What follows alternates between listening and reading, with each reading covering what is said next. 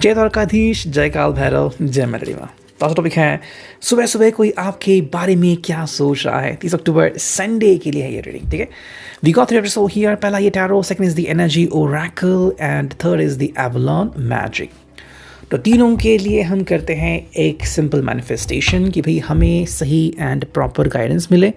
जहाँ पे हम कमज़ोर पड़ रहे हैं वहाँ से हम ऊपर उठे। मोस्ट इम्पॉर्टेंटली कि अगर ईगो बीच में आ रहा है तो हम ईगो को साइड में करना सीख लें, ठीक है। रिलेशनशिप में एंड ज़िंदगी में बहुत कुछ सीखने के लिए होता है, इसलिए हमें संभल के आगे बढ़ना होता है। तो चलो देखते हैं आज हमें क्या रीडिंग मिलती है। करते हैं कार्ड्स की शफलिंग। हम करने वाले हैं 5 से 7 कार्ड से reading, so let's connect to it, ठीक है। चलो करते हैं और shuffle and here we go. देखते हैं हमें क्या रीडिंग मिलती है। 1 2 ओके, 3 4 ओके, 5 या गया 6 एंड 7, ठीक है। तो 7 कार्ड आ चुके हैं। देखते हैं अभी 7 कार्ड से हम क्या रीडिंग करने वाले हैं। 7 कार्ड्स लाइक 7 सीटर गाड़ी है ना। ओके, द डेविल प्रथम स्थान पे आ चुका है भाई। Capricorn is at the first stage, लेकिन एंड में क्या है वो है 4 ऑफ कप्स। बहुत ही खूबसूरत card at the end. But devil का प्रथम स्थान पे आना, ये कैप्रिकॉर्न साइन अगर हम यहाँ पे मोस्टली कहें तो it is all about our wish, ठीक है। मेरे हिसाब से यहाँ पे ये पर्सन थोड़ी सी उसकी अंडरस्टैंडिंग थोड़ी अनक्लियर हो सकती है, ओके। या तो वो आपके ऊपर कोई चीज़ थोप सकता है। अब जैसे कि मैंने पिछला रीडिंग किया था, आपने अगर देखा होगा दिल की बातें, तो आई एम वाज टॉकिंग कि भाई कहीं ना कहीं पे वो सरप्राइज एलिमेंट देना चाहते हैं, राइट। तो अगर हम इस कार्ड की बात करें तो कहीं ना कहीं सरप्राइज आपके ऊपर थोपना चाहते हैं। मैंने ये भी कहा था कि अगर आपको कहीं पे काम आ रहा है, चाहे फैमिली का काम हो या फिर ऑफिस में जाना पड़े इमरजेंसी में, तो आप शायद उनको सपोर्ट ना कर पाए। लेकिन इसका मतलब ये नहीं होता कि आप उनको प्यार नहीं करते या फिर जस्टिफिकेशन नहीं करते। आप परिस्थिति के अनुसार कैसे बिहेव करते हैं ये काफ़ी इंपॉर्टेंट होता है। डेविल का यहाँ पे आना मतलब कहीं ना कहीं पे ये उनकी जो अभिलाषा है वो थोड़ी स्ट्रांग बनती जा रही है। तो मे बी उनके सेक्सुअल डिज़ायर्स या फिर उनकी फैंटेसी ज़्यादा हो सकती हैं। और अगर आपको नहीं लग रहा है कि ये रिश्ता इतना जल्दी आगे बढ़ना चाहिए, या फिर आप अगर इस चीज़ के लिए फ़िलहाल रेडी नहीं हो सकता है कि मे बी आप दोनों के बीच थोड़ी सी मुठभेड़ हुई है, मनभेद हुए हैं, और इसीलिए शायद आप थोड़ा समय ले रहे हो एक दूसरे को अंडरस्टैंड करने के लिए। ऐसे में अगर वो रिश्ते को यूं ही आगे ले जाना चाहते हैं तो शायद आप तैयार ना हो। अगर आप मैरिड हो तब भी आपको पता होता है कि मैरिड कपल जो होते हैं वो कई बार साइलेंस जोन में रहते हैं, बिकॉज उनके हिसाब से भी जो ये सिचुएशन है ना वो जानी चाहिए। जैसे उस सिचुएशन में जाएगी तो वो फिर अपने असली स्वरूप में आ जाएंगे। हम ये एग्जाम्पल दे सकते हैं कि जैसे कि बाढ़ आ गई तो हमें बाकी के सब काम छोड़ने पड़ते हैं और उस चीज़ के ऊपर फोकस करना होता है, ओके। तो वैसे ही यहाँ पे है कि कहीं ना कहीं पे मे बी अगर कोई एक ऐसी चीज़ है जो आपके ऊपर थोप रहे हैं या फिर बहुत ज़्यादा इम्पोर्टेंस खुद को दे रहे हैं, तो इस चीज़ से उनको बाहर निकलना होगा, ठीक है। तो ये आई थिंक कुछ ना कुछ स्पेशल आपके लिए रीडिंग आ गई है कि हर बात को उनको येस कहने की ज़रूरत नहीं है। अगर उनकी जो डिमांड है वो अगर आउट ऑफ द ब्लू है, आउट ऑफ दिस वर्ल्ड है, तो आपको ध्यान में रखना होगा। 4 ऑफ कप्स जो है कैंसर, स्कॉर्पियो, पाइसेस में आप कोई ना कोई अलग रास्ता चुन ही लोगे, ठीक है। तो इसका मतलब ये नहीं कि जो ये हाँ कहेंगे आपको वो हाँ ही करना होगा, ये नहीं ज़रूरी। ये इंपॉर्टेंट है कि आप उनको अंडरस्टैंड करें।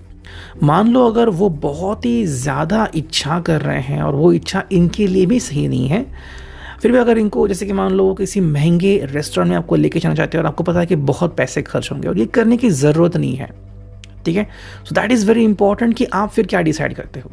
अगर आपने ना कहा तो इसका मतलब ये नहीं कि आप उनको उनका जो सरप्राइज़ है वो रूइन कर रहे हैं, बल्कि आप बता रहे हैं कि सरप्राइज़ दीजिए, उसमें कोई प्रॉब्लम नहीं है, लेकिन वो भी लॉजिकल होना चाहिए, राइट। तो वो चीज़ हमें यहाँ पे दिखती है। नेक्स्ट जो कार्ड हमें यहाँ पे दिखा है वो है जस्टिस, जो मैंने कहा था जस्टिस कार्ड लगातार आ रहा है। लीब्रा का साइन फोर्ट है यहाँ पे।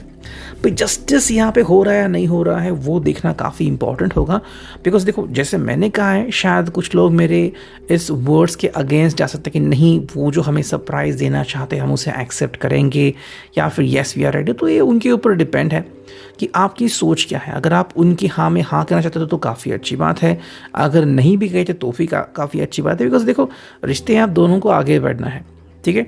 कपल की एक ही बोट होती है, लेकिन इसमें अगर दो लोग अलग अलग दिशा में बोट चलाने लगे तो बोट कैसे आगे बढ़ेगी? वही तो बात मैं यहाँ पे कह रहा हूँ, कहीं ना कहीं पे एडजस्टमेंट करनी पड़ती है। एडजस्टमेंट करना का मतलब ये नहीं था कि जस्टिफिकेशन नहीं है, ठीक है। जस्टिस का मतलब वही होता है कि परिस्थिति के अनुसार आप क्या निर्णय लेते हो, राइट, उसके हिसाब से ही आप बोलते हो। नेक्स्ट कार्ड है वो है द फूल। तो यहाँ पे आई थिंक एक फ्रेश स्टार्ट की ज़रूरत है। शायद कुछ ऐसा कल मूवमेंट हो सकता है, शायद दोपहर के बाद, ऑलमोस्ट 12 या 1 बजे के बाद, कि कहीं ना कहीं भी ये पर्सन दोबारा से एक नई शुरुआत करना चाहेगा आपके साथ। मे बी अगर उनका प्लान सक्सेसफुल नहीं हो रहा है या फिर अचानक वो अपने प्लान को साइड में रख सकते हैं एंड आपसे पूछ सकते हैं कि आप क्या करना पसंद करेंगे, घूमना पसंद करेंगे, बातें करना पसंद करेंगे, मूवी देखना पसंद करेंगे। तो ऐसी कई सारी बातें हैं जो आप एंजॉय कर सकते हो, तो वो चीज़ें यहाँ पे आती है। तो कहीं ना कहीं पे ट्रेडिशनल जोन ये पर्सन कल एक्सेप्ट कर सकता है। नेक्स्ट कार्ड है वो है 8 of pentacles, taurus, Virgo, Capricorn. तो अगेन यहाँ पे हमें एक वर्किंग जोन भी दिखता है। तो जैसे मैंने कहा कि अगर आपका वर्किंग जोन है, कल वर्किंग डे है, तो कहीं ना कहीं आप इनका सरप्राइज नहीं ज्वाइन कर सकते, या फिर ये सरप्राइज कल के बजाय अगले हफ्ते पोस्टपोन कर सकते हैं। तो ये काफ़ी इंपॉर्टेंट है कि आप जस्टिफाई करें अपने वर्क को और अपने प्यार को भी। नेक्स्ट कार्ड है 2 ऑफ कप्स एंड ये बता रहा है कि भी दोनों में अगर प्यार है तो बरकरार रहेगा। एंड अगर आपको लग रहा है कि मतभेद है भी, तो भी किसी ना किसी तरीके से मतभेद मिट जाएंगे। So don't worry about that. जैसे अगर आप दोनों एक दूसरे को समझेंगे तो ये चीज़ भी अंडरस्टैंड करेंगे। नेक्स्ट कार्ड है वो है 5 ऑफ सोर्ड्स। तो यस, डिफरेंसेस तो रहते हैं। शायद कल अगर आप उनका दिल ना जीत पाए, थोड़ा सा डिफरेंस रहेगा, लेकिन कोई बात नहीं, आप ये भी जो डिफरेंस है वो जल्दी कवर कर पाओगे। उसके लिए क्या इंपॉर्टेंट है? 4 ऑफ कप्स। सही डिसीजन लेना काफ़ी इंपॉर्टेंट है। सही डिसीजन लेने से कभी परहेज नहीं करना है। अब देखते हैं एनर्जी ओरेकल से हमें क्या रीडिंग मिलती है। ऑलमोस्ट हुए हैं 7 मिनट, 7 साढ़े 7 मिनट। देखते हैं हमें क्या रीडिंग मिलती है। करते हैं 2-3 बार शफल। Here we go. पहला कार्ड, सिर्फ 3 कार्ड चुनते हैं फ्रॉम एनर्जी ओरेकल, दूसरा और ये तीसरा, ठीक है। 3 कार्ड आ चुके हैं। जो पहला कार्ड है वो है वॉकिंग अवे। तो ये कार्ड आ चुका है। ये थोड़े से नाराज़ हो सकते हैं, या फिर उनका सरप्राइज़ बहुत ही अलग हो सकता है, अलग ड्रेस कोड में आपको दिख सकते हैं वगैरह वगैरह। तो चीज़ें यहाँ पे दिखती हैं। तो कि ट्रेडिशनल वे से जाने से पहले ये उनकी ऐसी चीज़ हो सकती है, और अगर आप इनका सरप्राइज अटेंड ना कर पाओ तो भी ये ऐसा बिहेव कर सकते हैं। सेकंड कार्ड है वो है एडजेसेंट पॉसिबिलिटीज़। जैसे मैंने कहा कि हमेशा किसी की अंडरस्टैंडिंग से ही चलना ज़रूरी नहीं है। अगर आपको लग रहा है कि नहीं, मेरे लिए क्या इंपॉर्टेंट है कि सही टास्क करना, तो वो चीज़ यहाँ पर दिखती है। गलत को गलत कहने में कोई प्रॉब्लम नहीं है। तो आपको जितनी भी कल अवेलेबिलिटी होती है, अगर आप समय मिलता है तो डेफिनेटली इनसे मिल लीजिए, बातें कर लीजिए। नहीं मिलता तो भी कोई प्रॉब्लम नहीं है। एंड जो फाइनल कार्ड है वो है द थिंकिंग मैन। ये खासकर ये आपके लिए कार्ड है, या फिर उस व्यक्ति के लिए भी, कि सोचने वाली बात है। ओके, एंड सोचना काफ़ी इंपॉर्टेंट, लेकिन सोचना कैसा? लॉजिकल थिंकिंग, इलॉजिकल नहीं। जैसे कि आप में भी 10 किलोमीटर दूर हो, 5 मिनट में आप मुझे यहाँ पर चाहिए, कैसे होगा? जैसे इमेजिन 5 मिनट में ट्रैफिक वगैरह सही है। तो ये इलॉजिकल बात यहाँ पे नहीं चलेगी। प्यार का मतलब कभी भी इलॉजिकल नहीं निकलता, ये आपको भी ध्यान में लेना होगा। तो कहीं ना कहीं कल ये अपने लिमिट्स भी जान सकते हैं। So that's gonna be wonderful thing. अगर ये आप दोनों के रिश्ते के लिए चुनौती बनती है तो काफ़ी आपको भी मज़ा कल आ सकता है। अब देखते हैं यहाँ पे हमें क्या रीडिंग मिलती है। 1, 2 चुनते हैं 4 कार्ड, 3 एंड 4। चलो 4 कार्ड मिल गए हैं। देखते हैं हमें यहाँ पे क्या रीडिंग मिलती है। जो पहला कार्ड है ये है you are in alignment with your soul's longings, make a move now. तो अगर आपको लग रहा है कि आपका प्यार पक्का है तो डेफिनेटली कोई ना कोई आपको अंडरस्टैंडिंग करनी चाहिए। अगर आपको लग रहा है ये गलत है, उनको गलत बोलिए।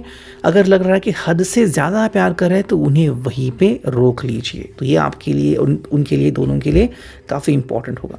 सेकेंड जो कार्ड है वो है surrender yourself to the flow of life and see how you can influence your future. तो ये काफ़ी इंपॉर्टेंट है कि सरेंडर करना भी काफ़ी इंपॉर्टेंट होता है। कई बार हम सरेंडर नहीं करते, हम कहते हैं कि भाई मेरे मन में जो आ गया मैं वही करूँगा। ओके, चाहे मैं सरप्राइज़ दूँ या ना दूँ, ये नहीं चलेगा। ठीक है, ज़िंदगी हमें मौके देती है, उस मौके की हमें तलाश रहती है, यही काफ़ी इंपॉर्टेंट होता है। थर्ड जो कार्ड हमें दिख रहा है यहाँ पे इस काइंड ऑफ मैजिक, ये है the light that you are seeking is already within you, follow those things that bring peace to your soul. तो यहाँ पे मेरे हिसाब से अगर ये पर्सन किसी चीज़ से गुस्सा है, खपा है या फिर पुरानी बातों से तकलीफ में है, तो आपके लिए इम्पॉर्टेंट है कि नई इमोशंस जोड़ने से इनकी तकलीफ़ें कम नहीं होने वाली, इनको अंदर से शांत करने की ज़रूरत है। उन्हें बताइए कि आई एम विथ यू, मैं आपके साथ हूँ, रहूँगा, और बिकॉज ऑफ मी आप हमेशा अच्छा महसूस करोगे, शांतिपूर्ण महसूस करोगे कि मैं हूँ आपके साथ। और ये सपोर्ट काफ़ी इंपॉर्टेंट है। एंड जो फाइनल कार्ड है वो है भाई let go of outcomes, you will be released from the burden you carry. यानी कि दूर की बिल्कुल मत सोचो कि क्या होगा आगे वगैरह, अगर मैं नहीं अटेंड कर पाया सरप्राइज, कोई बात नहीं है, ठीक है। इंपॉर्टेंट ये है कि जो तकलीफ़ आप महसूस कर रहे हो, शायद ये भी आप भी उस तकलीफ़ को जाने दो। Be your own guard, that's it. ये था reading. I hope it was neat. Thank you, take care, good bye.